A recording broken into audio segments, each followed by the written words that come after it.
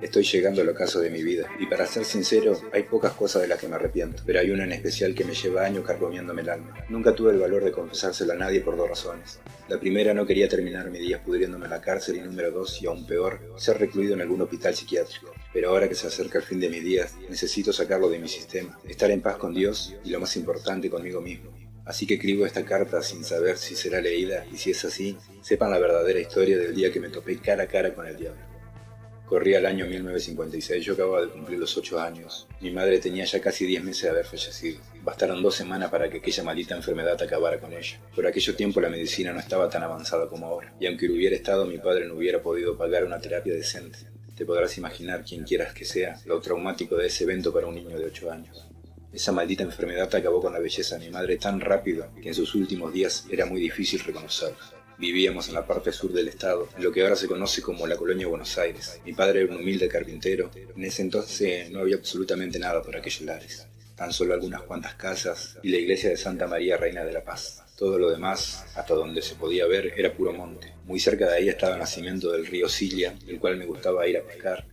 Como te acabo de contar, mi madre no había cumplido ni el año de muerta cuando mi padre trajo a casa a otra mujer. La conoció en la vieja cantina donde solía ir a jugar con sus amigos al dominó, normalmente los fines de semana. Antes de que empiece a sacar conclusiones erróneas, te quiero decir que ella no me maltrataba, no me sobojaba, ni intentó matarme para vivir en paz ella sola con mi padre. Ella simplemente se limitó a ignorarme. Parecía como si no existía para sus ojos. Cuando lavaba la ropa, lavaba la suya y la de mi padre. Yo tenía que ir al río y lavar mi propia ropa. Cuando hacía de comer, solo hacía para dos. Yo tenía que esperar que ella y mi padre acabaran de comer para entonces terminar con las sobras. Nunca supe si mi padre alguna vez se dio cuenta de todo aquello o simplemente se hizo de vista gorda. Nunca crucé palabra con ella más que lo indispensable, pero todo cambió cuando empezó a deshacerse de las cosas de mi madre. La muy estúpida quemó su ropa, así como cualquier artículo personal de mi santa madrecita. La odié por eso. Creo que podrás comprenderme. Solo pude salvar una pequeña fotografía de ella conmigo. Estábamos en la Alameda y yo estaba montado en un pequeño caballo de madera usando un enorme sombrero de charro. Ella junto a mí con su elegante vestido de los domingos y esa sonrisa que deslumbraba a cualquiera.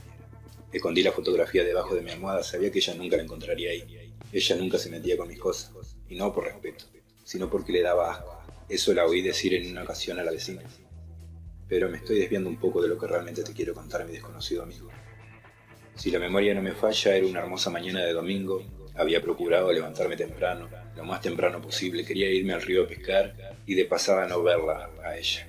Así que tomé mi caña de pescar, que realmente era un bote de aluminio y enredado en él un largo lazo de sedal, una pequeña canasta donde guardaba los pescados y el bote de sal. El sol brillaba con un cielo totalmente despejado, el aire era limpio y un fuerte olor a hierba mojada por el sereno te llenaba los pulmones. Tomé el pequeño camino que llevaba hasta el río. El caudal era tranquilo, aunque ese río se distinguía por ser traicionero. Bajo sus serenas aguas había muchos remolinos, que podían hundir hasta un caballo en cuestión de minutos. Imagínate lo que hubiese hecho con un hombre. Llegué hasta mi punto preferido, era una gran roca que se alzaba junto a un lado del río. Tentativamente a unos 100 metros del camino, antes de tomar mi posición, hurgué un poco en la tierra, buscando gusanos que me sirvieran de carnada.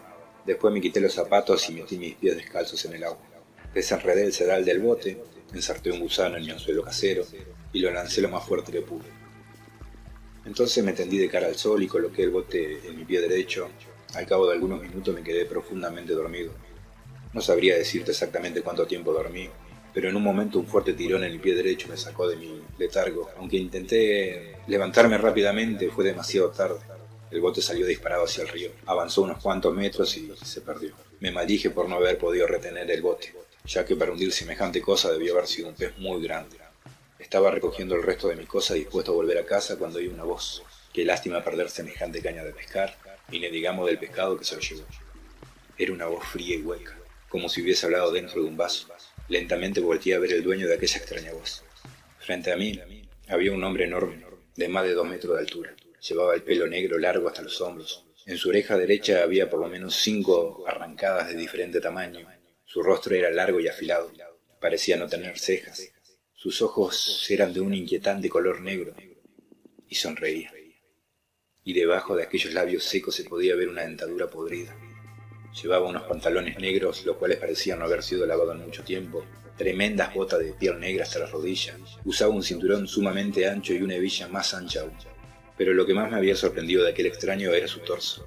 No llevaba camisa y lo tenía completamente cubierto de tatuajes. Podía distinguir un dragón de color azul que le cubría totalmente el brazo derecho, y en el brazo izquierdo tenía dibujado otro dragón, pero en este caso de color rojo.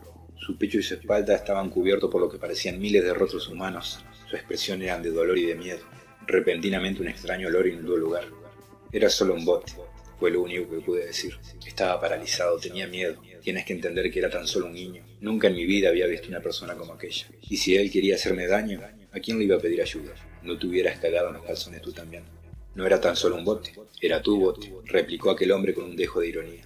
Y no lo volverás a ver nunca más, así como pasó con tu madre, concluyó rompiendo carcajadas. Fue en ese preciso momento cuando conocí lo que era tener miedo. ¿Quién era ese hombre? ¿Cómo sabía que mi madre había muerto? Y esa risa no era una risa cualquiera. Sus carcajadas fueron cada vez más intensas. Llegó un momento que sentí que la tierra se estremecía en mis pies a causa de esa carcajada. Quería correr, pero mis piernas parecían haber echado raíces y estar sujetas al suelo. Quería gritar, pero mi garganta estaba seca. Quería llorar, pero mis ojos se negaban a hacerlo. Avanzó unos pasos hacia mí. No podía reconocer aquel fuerte olor, pero estaba seguro que provenía de él. Realmente no quería averiguarlo. ¿Quieres correr? Te aseguro que no te servirá de nada, bramó el extraño. ¿Gritar? Inténtalo, nadie podrá oírte. Siguió hablando con aquella voz hueca y fría. Vine a proponerte un trato. Después no sé si fue mi imaginación o el miedo tan grande que sentía, pero te juro por lo más sagrado que los tatuajes de su cuerpo empezaron a moverse. Parecía como si tuviesen vida propia. Los dragones de ambos brazos empezaron a retorcerse y a escupir fuego por la boca. Los rostros de su pecho gritaban en agonía. Podía oír su lamento. Entonces fue cuando lo miré a los ojos, los cuales se habían convertido en dos brasas al rojo vivo. Sus dientes podridos se habían transformado en colmillos pequeños y afilados, y sus uñas sucias crecieron por lo menos 15 centímetros. Creo que ya te diste cuenta quién soy, ¿verdad?, preguntó con sarcasmo. Algo en mí empezó a funcionar correctamente y eché a correr lo más rápido que pude. Cuando llevaba unos 100 metros volteé hacia atrás y ahí venía él. A pesar de no mover las piernas, lo tenía muy cerca de mí. Parecía flotar. Volvió a reír, sus carcajadas empezaron a retumbar en mi cabeza. Tropecé. Cuando me quise volver a levantar sentí que algo quemaba mi espalda. Él había puesto uno de sus enormes pies sobre mí. No seas tan estúpido, niño. Yo puedo desaparecer a esa mujer que tomó el lugar de tu madre. Lo único que quiero de ti es esa pequeña e inservible cosa que llaman alma. Su voz ahora era diferente. Parecía como si 100 voces salieran al mismo tiempo de sus horribles fauces. Y no te dejaré ir hasta que me respondas, concluyó. El dolor era impresionante. Sentía como si en cualquier momento ese gigantesco pie me fuese a traspasar de lado a lado. Yo gritaba como un poseído. Entonces de la nada vinieron a mi mente imágenes de aquella mujer, que si era cierto nunca había abusado de mí físicamente, pero sí psicológicamente. Y al recordar aquel día que había mandado a quemar las cosas de mi madre, una rabia que nunca había sentido se apoderó de mí. Quería que muriera, quería que sufriera. Eso es, muchacho, la rabia es buena. Ella desapareció todo recuerdo de tu pobre madre, ella nunca te querrá, decía aquel hombre incitándome. Dilo, y ella desaparecerá. Nunca había gritado tan fuerte. Sentí como si mis cuerdas vocales se desgarraban.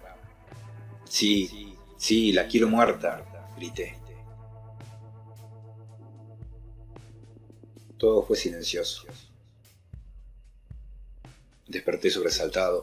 Estaba de nuevo en mi lugar preferido. El bote aún colgaba de mi pie derecho. Respiraba agitadamente.